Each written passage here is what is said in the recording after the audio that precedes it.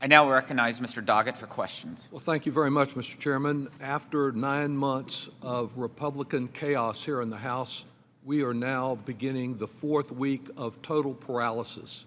No legislative action on the floor. And as we enter that 4th week of the paralysis, this committee, for the first time, brings to us an indication of what would happen post-paralysis, an attempt to undermine our public schools.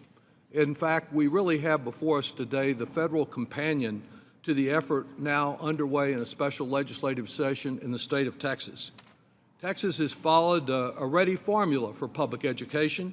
It's called Starve Our Public Schools. We are $4,000 per child below the national average in funding for education. We rank 44th, close to the bottom of all states in this regard. The average teacher pay in Texas has dropped to more than $7,000 below the national average. And it is in this environment that Governor Greg Abbott is holding teacher pay and funding for public education hostage, insisting that there must be a school voucher program. Why in an overwhelmingly Republican state Senate and Republican state House have vouchers not already been adopted?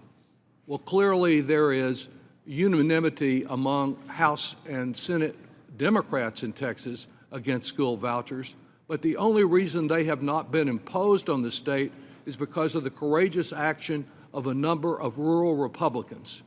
I disagree with these particular Republicans on most issues, but I want to put in the record the powerful comments of a couple of them. Dr. Glenn Rogers, a state representative in the Brownwood News, who represents a district that voted 81% for Donald Trump, says, under the guise of promoting choice, proposed school voucher programs are a Trojan horse attempt to privatize Texas education system and drain our already underfunded public education of necessary resources for millions of students.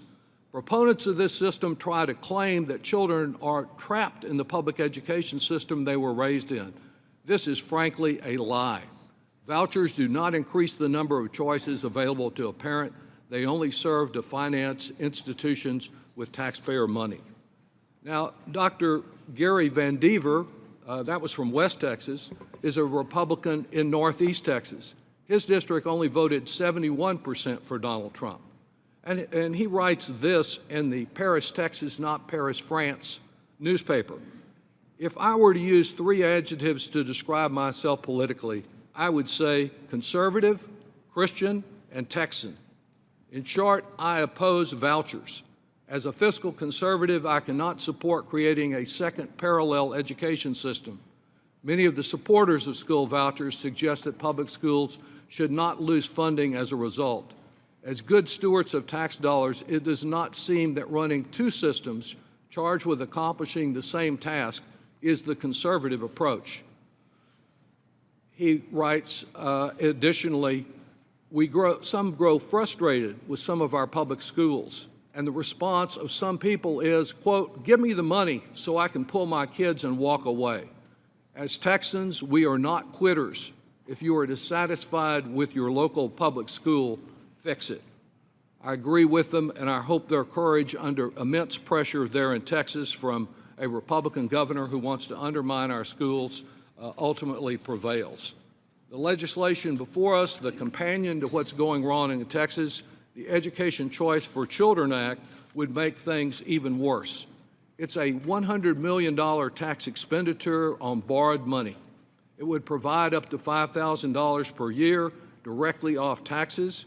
In my hometown of Austin, someone who makes over $350,000 per year will still be eligible for this deficit-financed tax cut.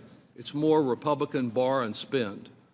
I think our public schools are important not only for the academics that they can and should provide as we work to try to strengthen and improve them, but they are in communities like Paris, Texas, and Brownwood, and even parts of my own city of Austin. They bind communities together. What we need are Republicans and Democrats working together to strengthen public education, not destroy it through plans like those being considered today.